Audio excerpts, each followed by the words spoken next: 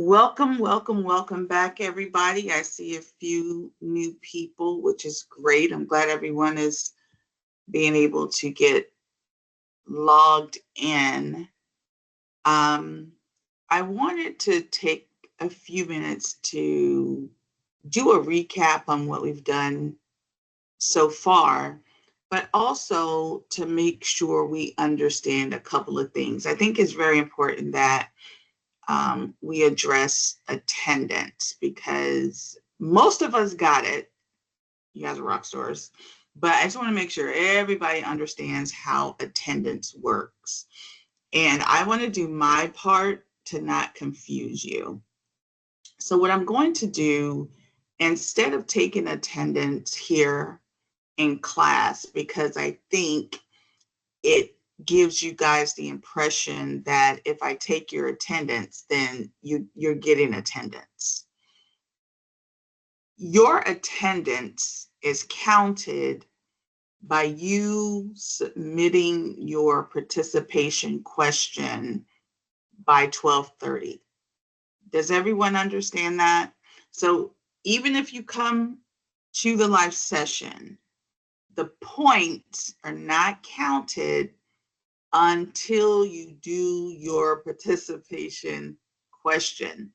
So at 12:30, I go and I see your hand one second. And I look to see who's done their participation question. If you have not done it, it's almost like an exit ticket. I don't know if you guys ever heard of that before, but if you've not done it, then you don't get the points for attendance and they will mark you absent. This is not my rule. This is the school's rule. So please, please, my friends, please, please, please. Once you're done, that's why I tell you, I give you the question, or sometimes it's a small mini assignment. Go do it and get it out of the way so you get your points, because once I go in, if your assignment is not in the grade book, you get marked absent for that day. Now you still can do all your other assignments, but as it relates to the live session, because that assignment shows not only were you in the live session, but that you submitted your ticket saying that you understood you did the assignment. Even if you don't attend the live session, by doing the assignment, it shows that you went back and you watched the video. And so as far as the school is concerned, you coming to the live session or watching the video and doing that exit assignment, that's how you get your points. Yes, Juan, go ahead. Hello, can you hear me? Yes, sir. So yesterday I just missed, but I was just trying to watch the video that you record, but it didn't work out because it didn't want to let me click because I just missed the whole yesterday, and I was busy like to move out stuff like that. No, it wasn't your fault yesterday. Yesterday, Microsoft Teams did a Teams update. So right after class, I sent everyone in the announcements the presentation with the question in the presentation. So maybe Oh, you didn't check your email or something like that. yeah. And I apologize if that is what the situation Eh, was, but I sent it out right away because apparently there was a Microsoft Teams update in the middle of us doing the yeah. presentation. So um, I sent that out. Um, Okay. and I do want to say this, and one, we can talk after what your situation, but if you have been assigned to this course, because I do have some people that were assigned to the course, Mhm. and you were trying to get into the evening class or another class or whatever, but you had the ability to show up. I always tell students, even if you're trying to get, this happens all the time, no matter what school I teach at, even if it's not the class you want to be in, at least show up for the session so you can get your participation. And then if they move you to the night class, they move you to a different time slot, you've at least gotten your participation, because if you don't show up, you don't get the points. You Mhm. can't go back and get the live So session points. if I don't show up like for yesterday, it's gonna be like they're gonna take my attendance. Like if I don't show every day, like for example, if I don't show every day, it's gonna be like low grades for me or something like that. No, it's not really a low grade. I mean, we're Uh, only 3 days in. okay, no, I mean, it happened like me last month. I missed a last school and stuff like that because that teacher didn't teach Oh, us. He didn't teach yeah. us or something like that. So it If was you a don't bad do your teacher. live, if you don't like watch the video and do the assignment, I mean, it's 25% of your grade. So participation is 25% of your grade. So you can do that calculation. Okay. Um, you know, I wouldn't. It's an easy grade, so I would just, like I said, even if you can't come, because I know some people have to drop their kids off. Listen, I get it. Um, Mm.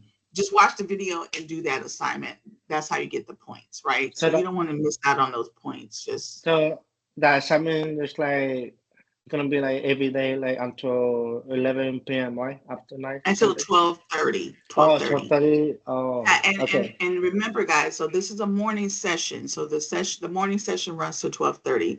Then, some teachers do, some teachers don't. They have a night session.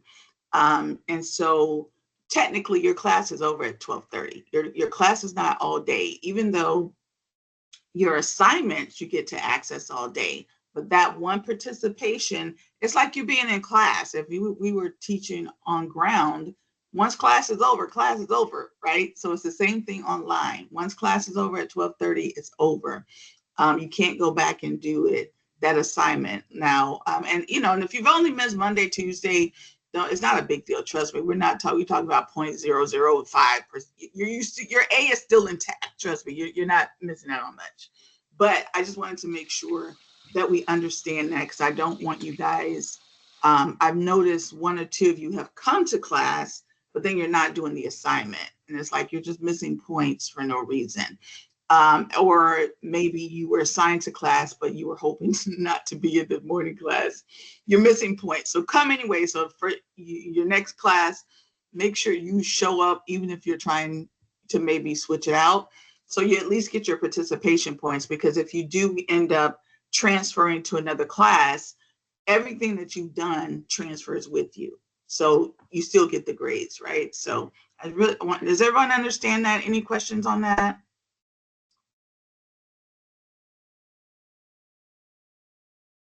Thank Trust you me, very I much. hate, huh? Say thank you because I was like a little confused. That's it. Yeah, I hate, you guys don't know, I hate giving bad grades. I hate it. I hate it. I hate it. Yeah, I hate it more than you think. I want everyone to get an A, just like I've told you. So a couple other things on the recap. Um, so, if you still want to watch yesterday's sessions, I did send out the PowerPoints. That's just so you can get an understanding of what we're doing. We talked about participation. Let me talk quickly about grading. I try to grade every other day, right? So I started my grading. I try to do your participation grade every day. So every day I turn that in, you'll get that. The assignments I tend to do every other day up until Sunday. So I started grading Monday's assignment today. I want to point out a few things, because and I talked about some other stuff yesterday. When it comes to your discussion posts, because you have an initial post and then you have a subsequent post, a lot of times I'll wait it out. Like, I'm going to start grading discussion from Monday today, but I try to give it a couple of days because I want you to respond. I don't want to have to grade your initial response and then have to go back and grade again because you didn't do your response. And technically you have until Sunday, so don't freak out. You should do your assignments every day. But Sunday's the cutoff for the week, right? So please don't wait until Sunday, because then you're, like I said before, you're having 3 assignments a day. You're going to shoot yourself in the foot. But I do, for your discussion post, wait until I see your response to grade. Now, if I don't see a response by Sunday, then you're just going to get your initial point grade. So I wanted to point that out. Number two, with the career plan assignment, I want to make sure we're understanding. Ahmed, you had a question? Yeah, sorry for interrupting you. I just want to let you know, sorry I'm late. I figured out how to get into the meetings now. I was having a hard time with it. Oh, no problem, no problem.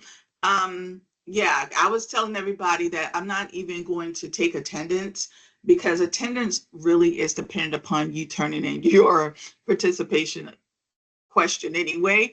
So I'm just going to pull attendance from everyone that turned in your participation, because even if you came here, but then you don't do that participation assignment, you don't get credit anyway. So, and this, we're being recorded so they can see you. So it doesn't make sense for me to call your names out, because once I go to your participation assignment, if you didn't do it, you don't get attendance. So there you go. All right. But let me talk really quickly about the career plan part one. Remember, and this is why I encourage those that may be a little confused to go back and watch that presentation. Your long-term goals have to be SMART. Does anybody remember what that means?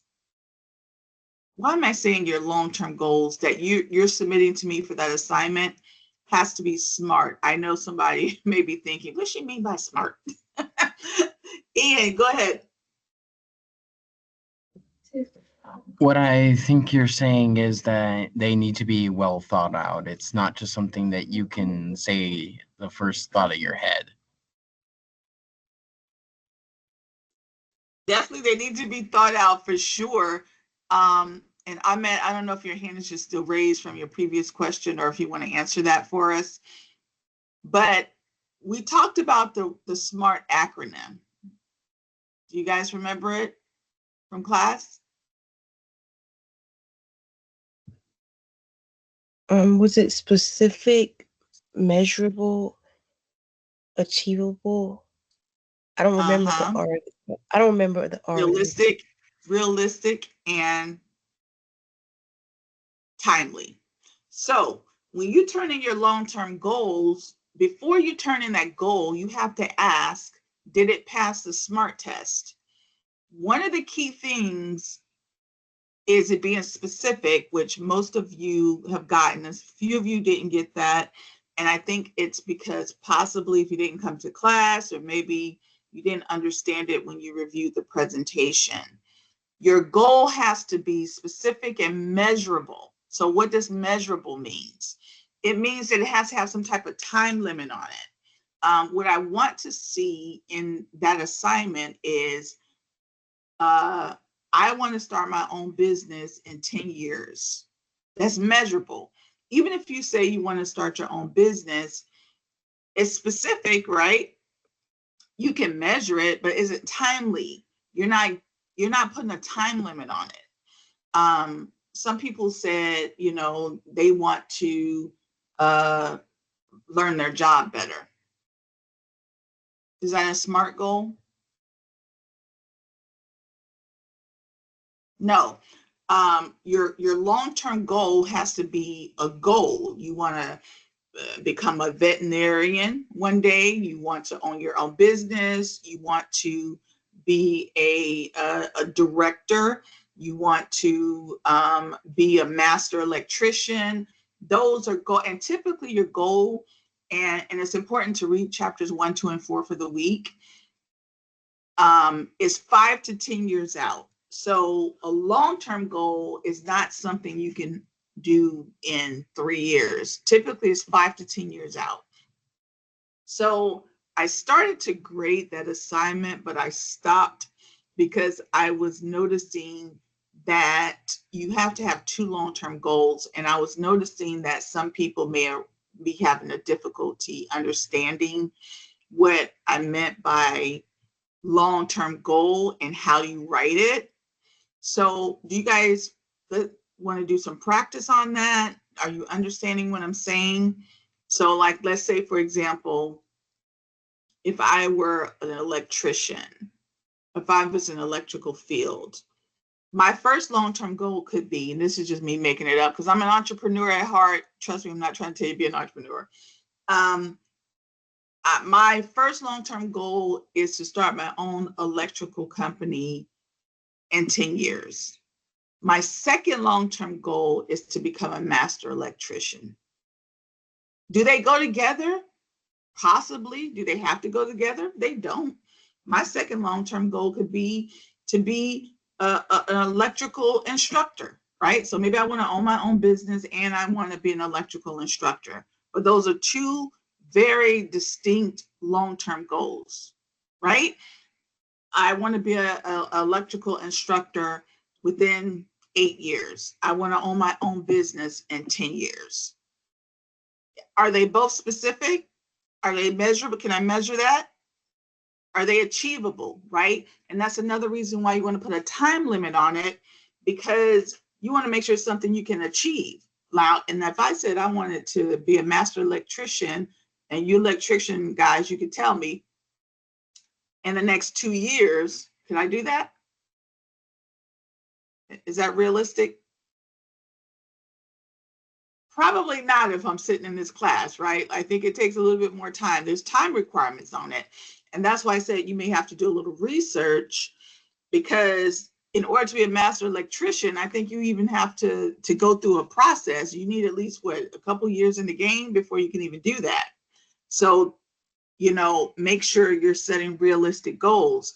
So when you write down that long-term goal, and you're going to need it for the rest of the class. That's why I want to spend a little time on it, because you're going to need it for part 2 and part 3. And if you can't measure the goal, you're not going to be able to create the short-term goals to go with that long-term goal. You guys understand? Does anybody have any questions on that?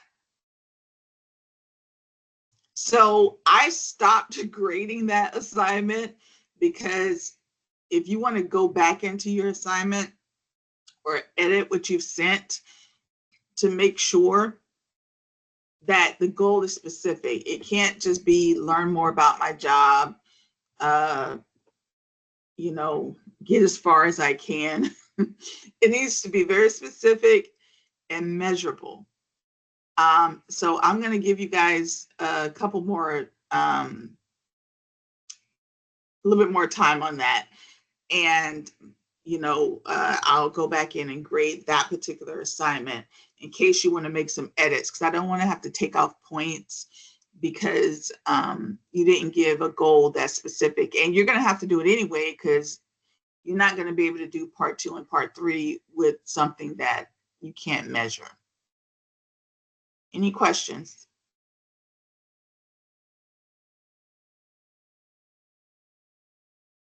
And if you have a question, you can just come off. You don't have to wait for me to call you. All right. So did anybody have any issues with the assignment from yesterday? Getting onto the personality test, I saw a lot of us were saying it was accurate, thank goodness, because that would have been really weird if it wasn't accurate with your personality test. And remember with the personality test too, guys, that not only are you telling me your response, but you're telling me if it's accurate. I did see a few people show me screenshot, but make sure you're putting your response. There's 2 questions for that assignment. I want to know if it's accurate. So, all right. Now, yesterday we opened up in chapter, which was in 1, talking about hard and soft skills, right? And we said that most companies, when they hire, do they want you to be really good electricians and VA and electrical and HVAC people? Absolutely. They want you to know your job, right? But they also want you to have soft skills. Anybody remember what those soft skills were? And you can just come off. You don't have to raise your hand. soft skills are things like customer service, being able to handle deadlines coming up, Exactly. They things like want that. you to, yeah, things that, you would require a person to have. Think about if you have a job now, your coworkers to the left and right of you. Some of them may be really, really good at their job. However, they may be lacking in other things. Like what? Communication, teamwork, punctuality. Anybody not showing up to work on time and is affecting the team, not pulling their weight. You see what I mean? Go ahead, Jarvis.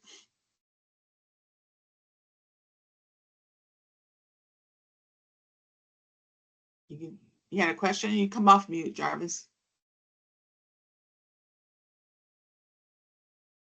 Do you want me to take you off mute? I'm not sure if you're having difficulty coming off mute.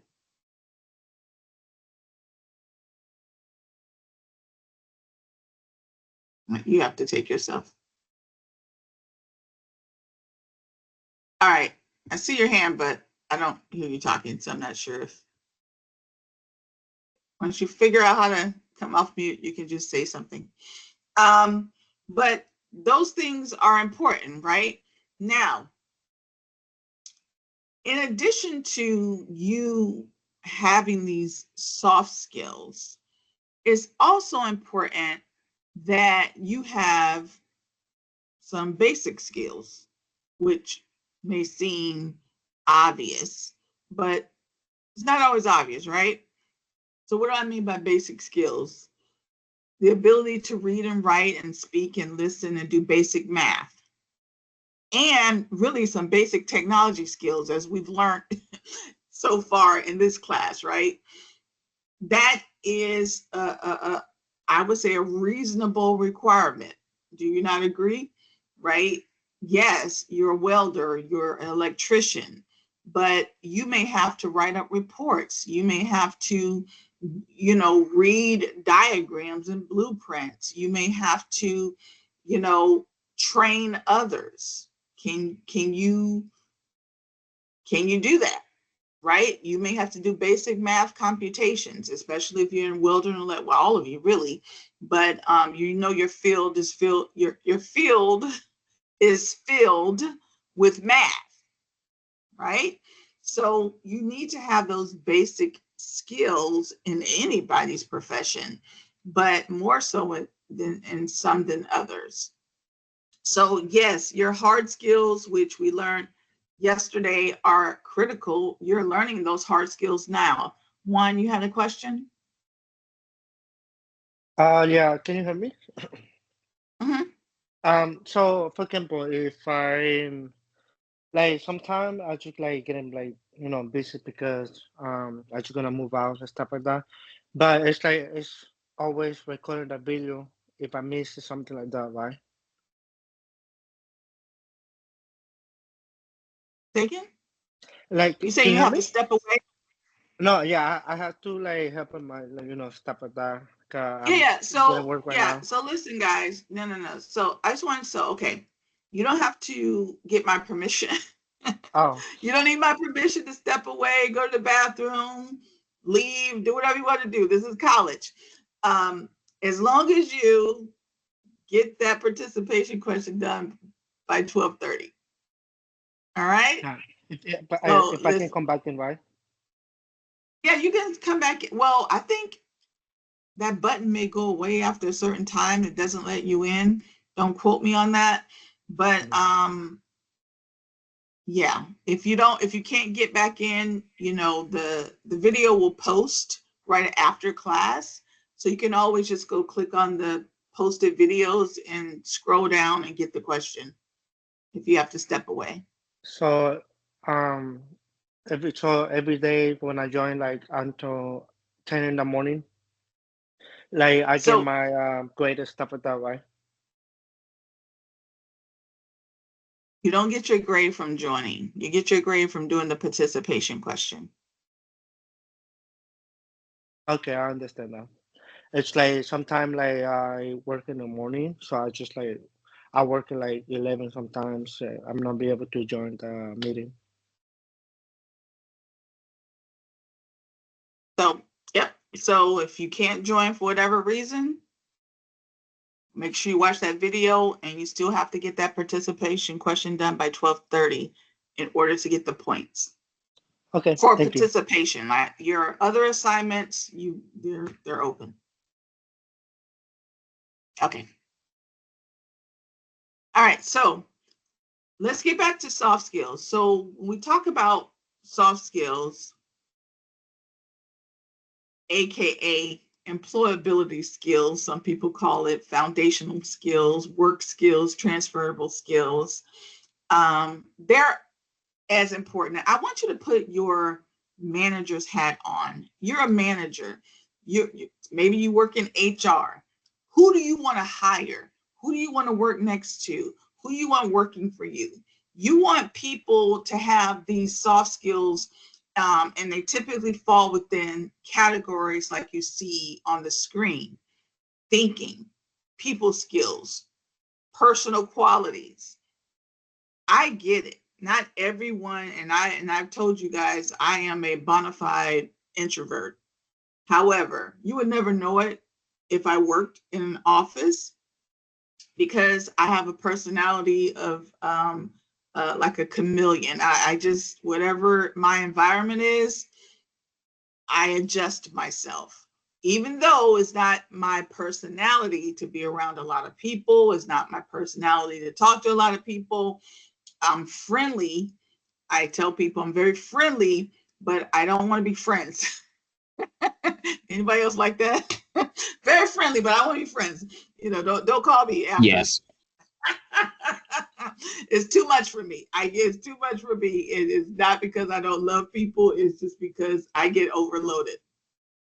But at work, you got to do it, right? So another thing that's very important for environments is ethics. Now, all of you are involved in industries where workplace ethics is very important. What do we mean by that? We all come from different walks of life. So what may be ethical for you may not be ethical for somebody else. But that is why when you work at a particular company and you work in a specific industry, they got to tell you what is ethical to them, what they mean by ethics, because you can lose your job behind that, right? Maybe you don't think it's unethical to do something. Maybe you don't even consider it part of ethics, but in that job, and that's why you get onboarded and you get that employee handbook, is because they're letting you know, because they don't want you to do something that can get them in a lawsuit or mess up their customer base. So they're going to tell you, hey, my friend, at this company, this is what we expect when it comes to ethical behavior. Typically, it's centered around your code of conduct and your code of ethics. I see your hand, Joshua. A minute. Joshua, I keep giving you a nickname. They want to make sure that you are not doing anything that can get them in trouble. Go ahead, Joshua.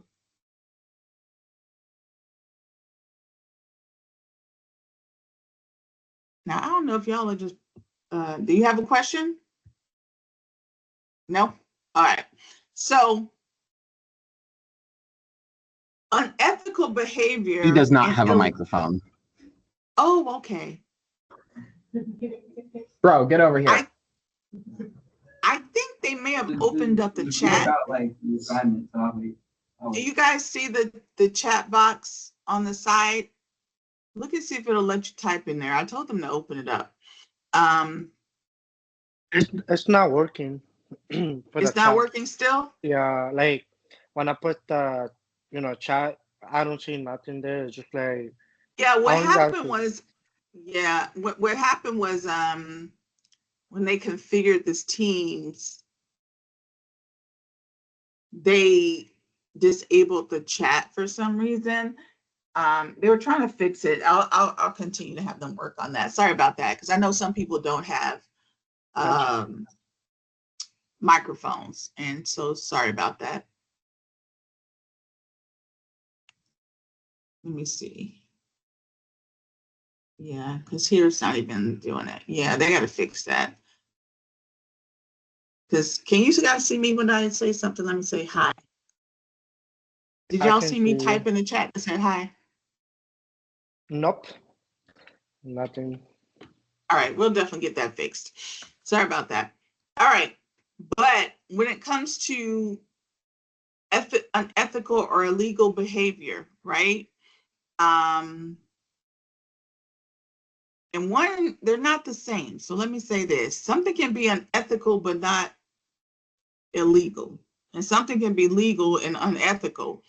If you don't believe me, just look at what's happening in our politics today, right? That we're watching in real time ethics versus legal happening, right? Which is really sad. But anyway, unethical behavior and illegal behavior typically are things like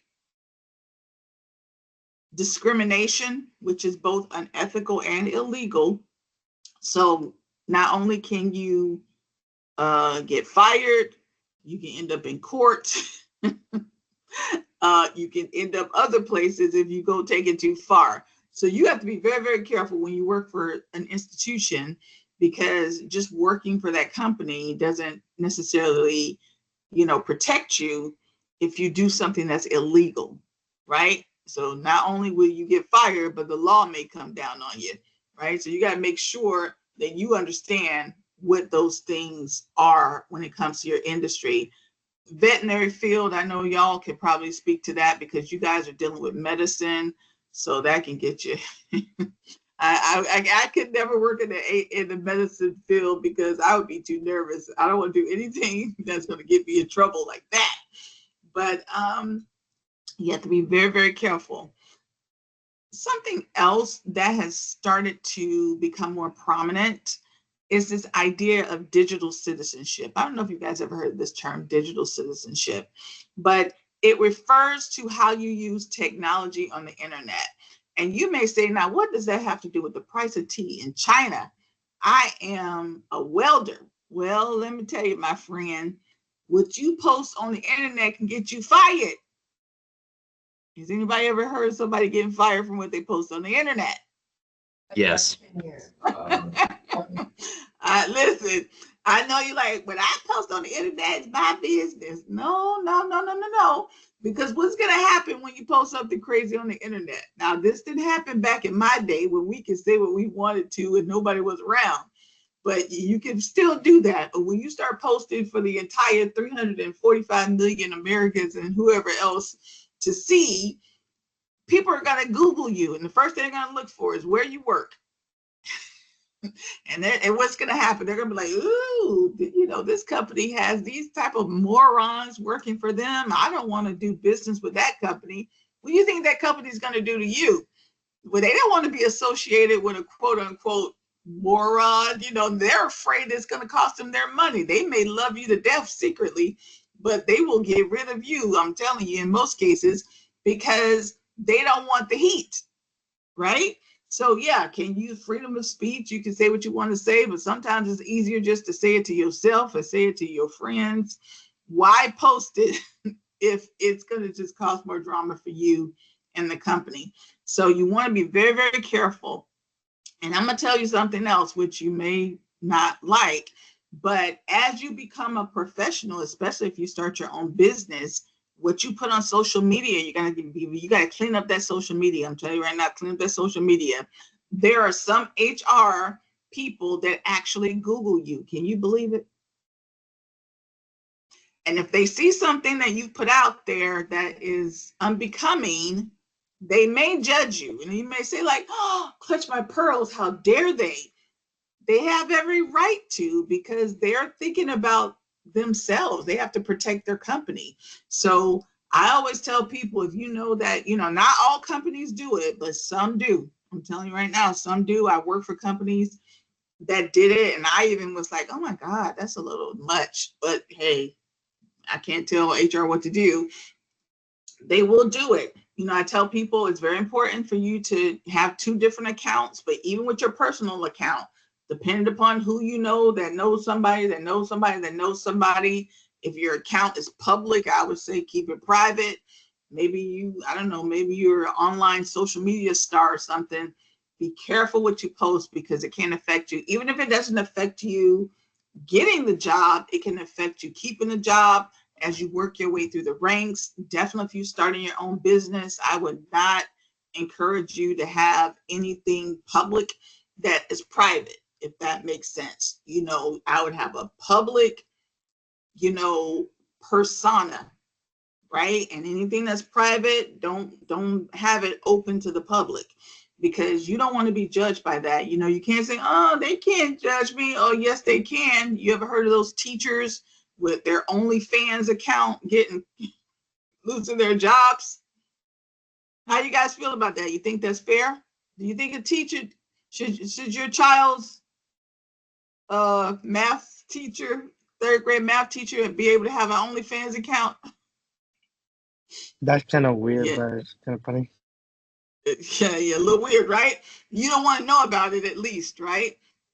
So there you go, right? Listen, I want to see her playing with crayons. I don't want to see her nothing else, right? So it's real life. So you want to think about that. You know, what they call digital footprint is everything that you post, people can always find. So a digital footprint is once you put it out there, tech savvy people, I'm telling you right now, we can look and find historical data on what you put out there. So it's good to start cleaning that stuff up now, especially for those that are trying to, you know, you're trying to make your way through the ranks. You don't want that drama. Something else that you want to, you know, be mindful of is everything is internet based now. Right now we're on the internet. We're working through the cloud. If you chose to, like, you can download Teams, or you can, you know, click on it through the internet. That's called the cloud. And cloud computing is a type of internet-based computing that allows you to have access and use resources, right? Because Microsoft Teams, for example, is a software, and it has to run somewhere. It has to run on some computer, some server, and those servers are it's called the cloud, but it's not really in the real cloud. It's just part of a large server somewhere that Microsoft has. They call them data centers. Not to get too political, but that's a big deal right now. If you guys ever heard of a company called NVIDIA, they put out data centers, and you know, they parcel out this big piece of land and they create these data centers, and they put a bunch of software or whatever on there, and you can run it so you don't have to run it on your own computer. They call it the cloud. I don't know why they came up with that. Whatever, that's what they call it. So you can do server storage, software applications on the cloud. And a lot of people are using that. Why is that important for you? Well, your company definitely is probably going to be using the cloud. You know, you're going to have meetings, you're going to have forms and things that you have to fill out, and it's probably going to be on the cloud. They're probably going to have some type of agreement with Salesforce or whomever, or whatever application that's on the cloud. So that's why you need to understand that. You know, when you're at your jobs and people are talking about this type of shop talk, you know, they're not just going to be talking about HVAC systems. They're also going to be talking about the business side of running that company. And you really want to be able to speak intelligently about that type of stuff, right? So one of the things they want you to be mindful of in chapter 2 is that it is both ethical and illegal for you to upload and download certain things.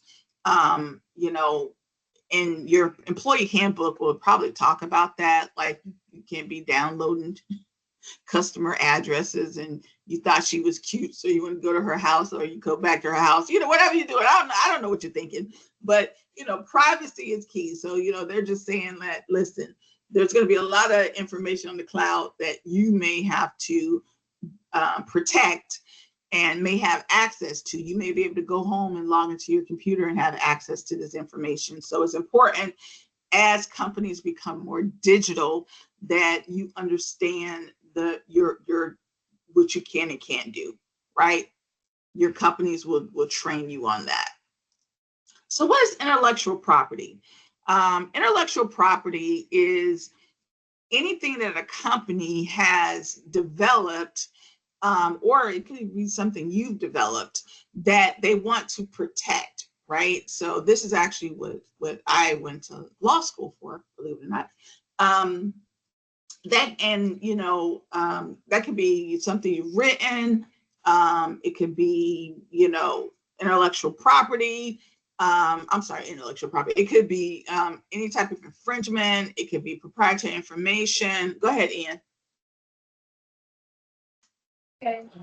So when it comes to intellectual property, if I make something and allow my company to use it, but then go on to a new job, am I still allowed to own that property that I make, or will the company take it? But let me tell you how that works.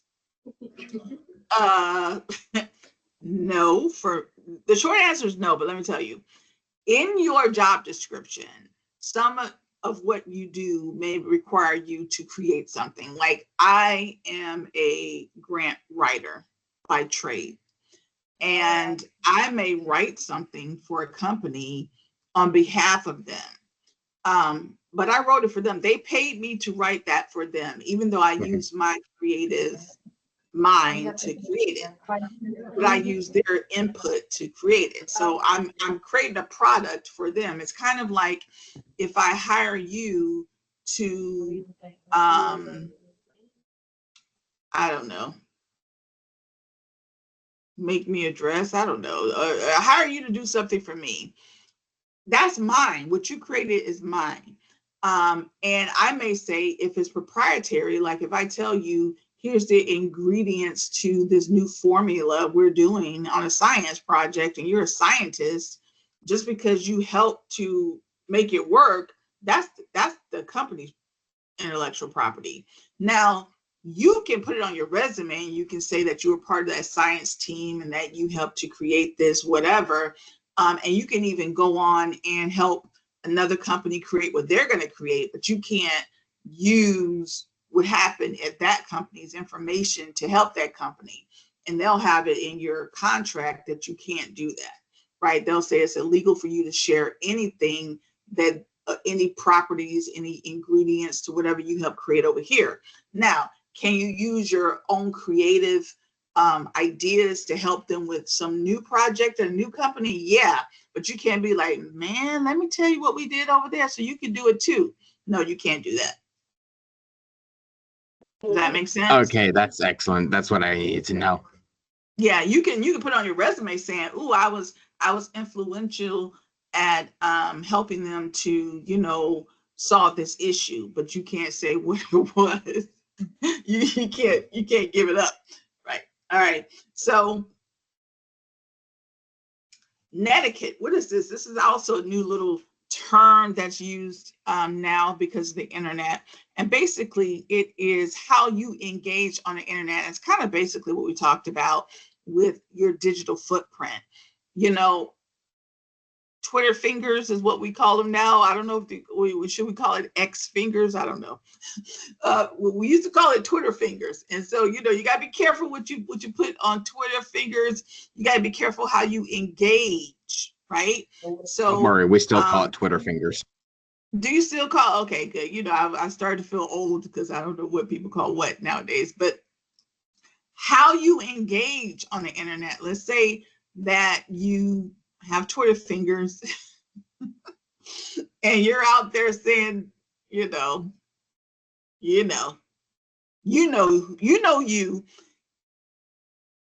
it may not be proper, right? You can't prove anything. Well, yeah, I guess, right?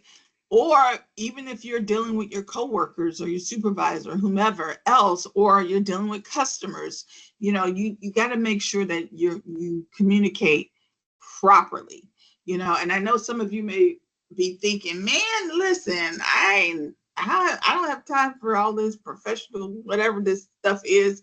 Yeah, that's part of being a professional. I mean, you got to hang up that hat or do whatever you want to do.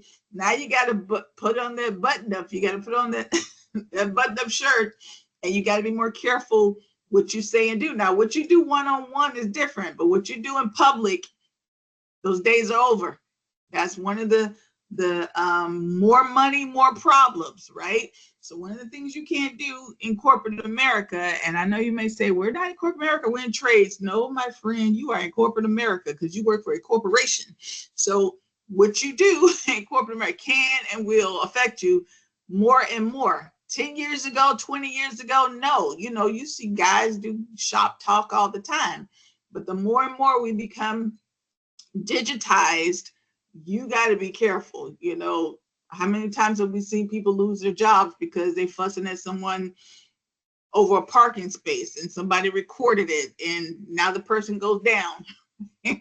You're going down. You're fussing at the man that's fishing. Leave that man alone, right? People fight when you live and you're going down, right? So you got to be very, very, very careful, because companies do not want to be associated with any bad press, and they will let you go in a hot second.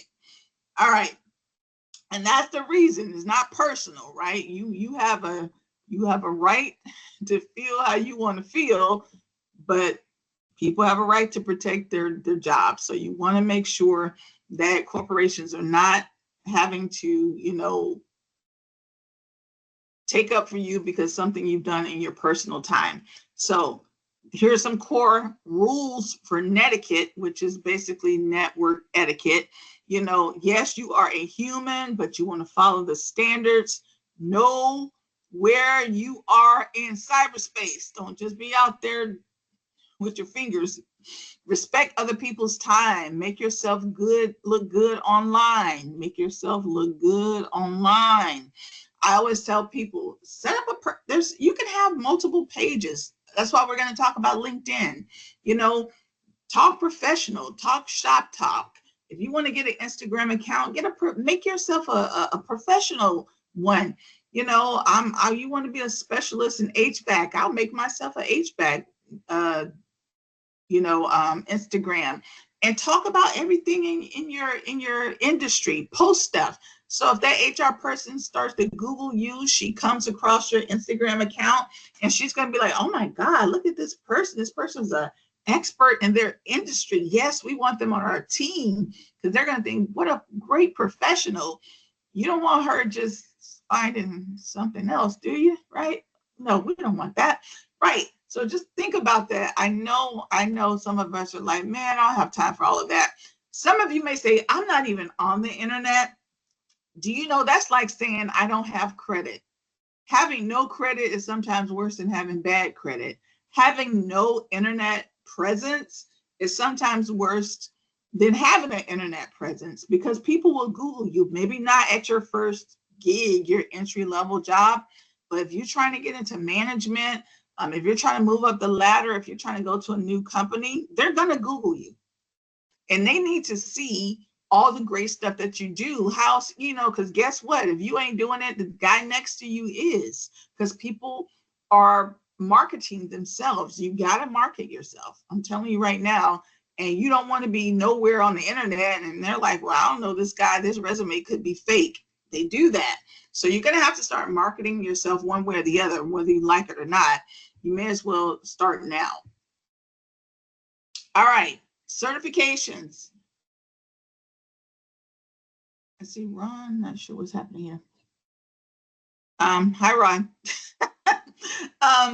Certifications. So certifications are professional status earned by an individual after passing an exam, right? It's focused on a specific body of knowledge. How many people know the certifications they need in their field? Just give me a thumbs up. Anybody know? Yeah, and that can be part of your career plan, right? So you can easily, say, one of my long-term goals is to get X number of certifications. You could easily do that. That would be a great long-term goal, right? Because in order to move to that next level, a lot of times you have to have certain certifications, right? Okay, thank you. So how to prepare for certification exams, you can Google that. That stuff is online, and that's what I mean by doing your research. Before you say, oh, I want this long-term goal, that long-term goal, do your research so that you'll know how long it takes to do something. It's part of building this career plan. It's what we want you guys to do. We want, when you leave this class, you have some type of roadmap of what am I going to do with the career that I've done, you know, all this education that I've done. And, you know, do I have a clear vision of what I want for myself? Because if you don't have a clear vision of what you want for yourself, I'm not sure who else is going to do it for you, right? So let me just, all right, that makes sense. Do we have any questions? Do we have any questions on the things that we've discussed today?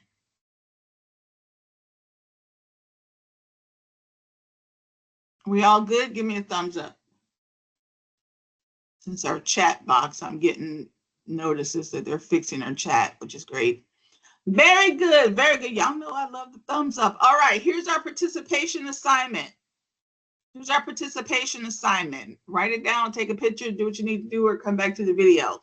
It states, I want you to name one quality that sets you above the competition.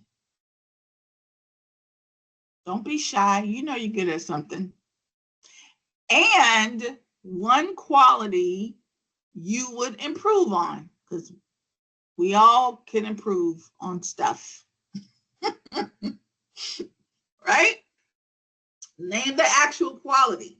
So one quality that sets you above the competition.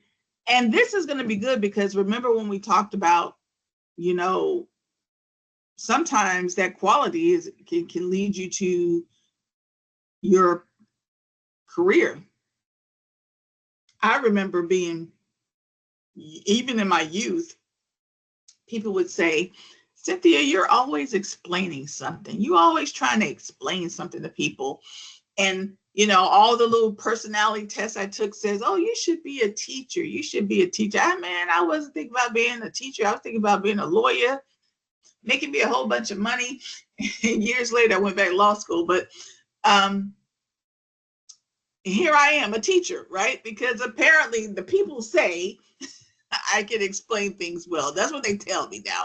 I'm not bragging, but you never know how something that you're naturally good at, and what did we learn that term was? Your aptitude, right? You can just have a great aptitude for something.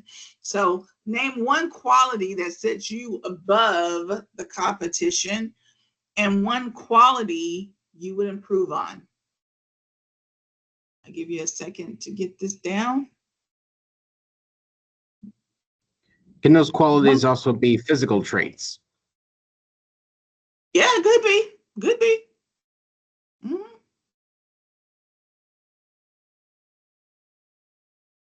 Like I said, my daughter, she has great hand-eye coordination, and I wish I had that. Because you throw the ball at me, I'm like, I wear glasses, don't do that. Well, you can't surprise her. She's really good. Like, she'd probably be a great karate person.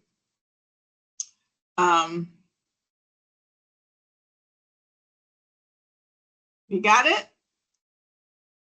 One quality that sets you above the competition and one quality you could improve on. All right. I'm going to quickly go over your other assignments for today. Now, I'm not going to go deep into it because the instructions are in the assignment, but I do want to remind you that you have an assignment called Dream Job Research Project, and it's going to be a two-part project, and it requires you to actually talk to people. I know.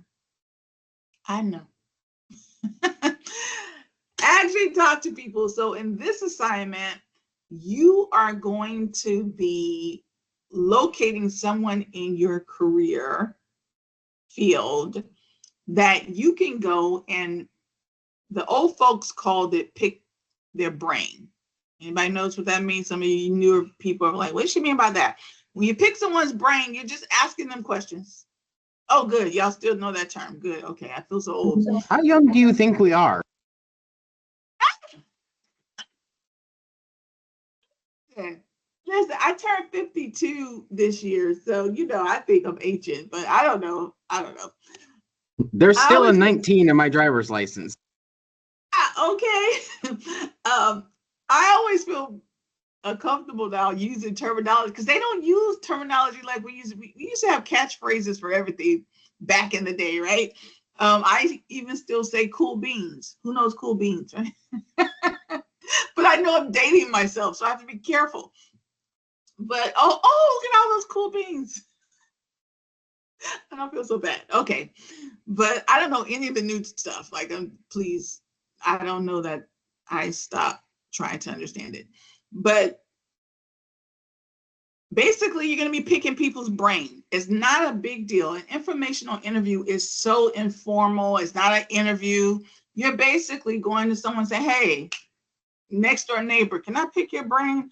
I know you've been a welder. You told me to go into the profession. It could be your uncle. It could be your brother, your mother, your current teacher, anybody that's in this field. You didn't just pop up in this field, right? Somebody made you say, hey, this is a good idea. So I want you to give us the name. Read all the way through what this assignment says, but it says for the day, we just want a name. Look at exactly what we're asking of the person that you think you can get this informational interview out of. I don't care if it's on the phone, in person, however you do it. But you want to pick their brain because they're going to kind of help you come up with your short-term goals. So if you want to own your own business, for example, and your Uncle Willie has a business, you may say, I'm going to talk to Willie Johnson, my uncle. And you're going to go, hey, Willie Johnson, here's my long-term goals. What do you think I need to do to get there? Willie's going to help you come up with those short-term goals that are due next week. This is why we want you to find someone to do this pick your brain session with that formerly they call it informational interview. Does anybody have any questions on that? I have a question. So, are we picking someone that's in the career field that we want, or could it be someone that like already has a business and could give us like ideas?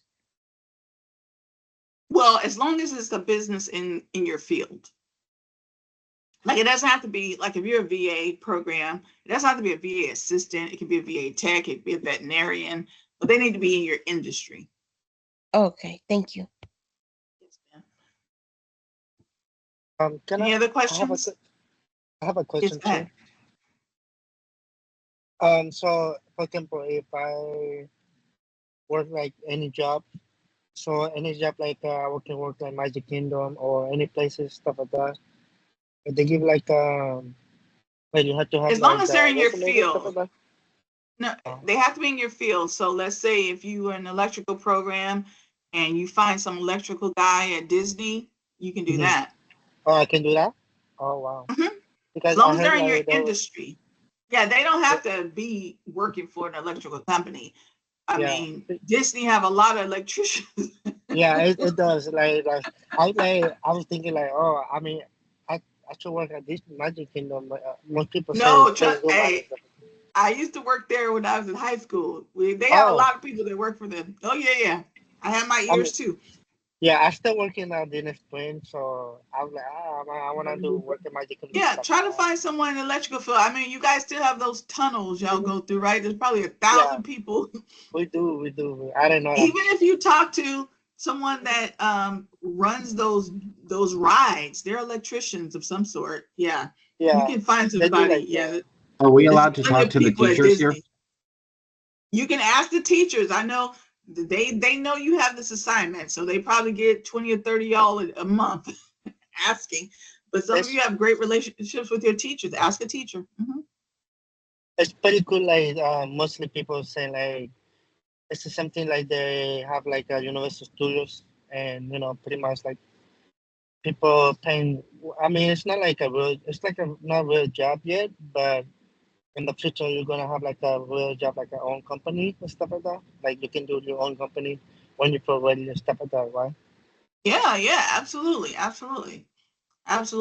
And let me get to this last slide here. Your other assignment is resume. Now, you will be creating your resume with your career services. So make sure you read the requirement for the resume, because here you're setting up your appointment. So make sure you read this assignment and give to me what I ask. Here it tells you that you need to make an appointment with career services, because they're going to be the ones that are going to help you write your resume. Tomorrow we'll be talking about resumes and I'll give you my feedback, but ultimately they're going to help you write your resume.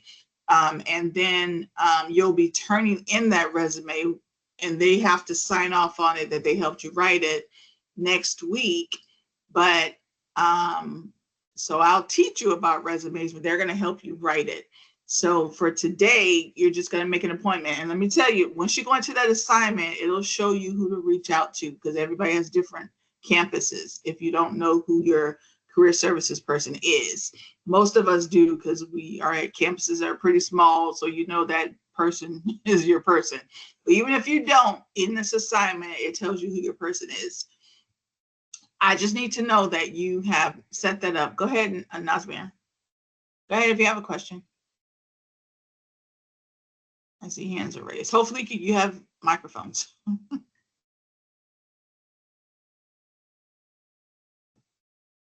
So if I can create my own resume, or like they can help me to create a resume. Yeah, so they're going to help you create it, right? Yeah.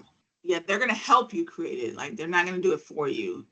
But they may give you a template or whatever, but they're going to help you create it. So they give me like if they help me, I can like decide to stuff like that, right? Like you have to create a new resume when you have a Yeah, new if you job and already stuff. have a resume, they'll probably just update it for you. Okay. Yeah, I Which do is have a resume. Yeah, that's even great. So if you already have a resume, even if you say, well, I've already talked to career services and they already helped me write my resume, that's good. Just get them to go sign off on it, because when you turn it in to me, it has to have their signature on it. So I That have they've to put seen like, it. so they sign, or I have to sign my name and then give it to you or something. No, not your name. Not the career services has to sign their name. Oh, okay, I understand. Thank you. Yeah, because what happens is, remember, they're the ones that are going to help you get a job. So they need to have seen that resume. So they have to say, oh yeah, this is the one I helped them write, not your cousin helped you write it, but this is the resume that I helped them write. So they're signing off that they approve that resume. And then you're going to turn that into me next week. So when I turn it next week, that's gonna be the grade or something like you're grading? Yeah, you're going to get a grade for setting up the appointment. So make sure you read this assignment, because you're going to need to turn in who you're meeting with and what time is your meeting with them. Okay, so when I do this today, and then Yeah. when is gonna be next week? It can be Tuesday or Wednesday to give it to you. No, it's like next Thursday or something, Oh, okay. Okay. Yeah, you read the assignment, it'll tell you the date. Mm-hmm. All right, gotcha. Thank you. All right, y'all know I don't like to hold you over. Thank you for giving me those extra 2 minutes. Thank you so much. 12:30, get the participation question done. All right, my friends. If anybody have any questions, I'm gonna go ahead and stop the recording. But please. I'm sorry, what was the participation question again? Okay, so let me tell you how it works.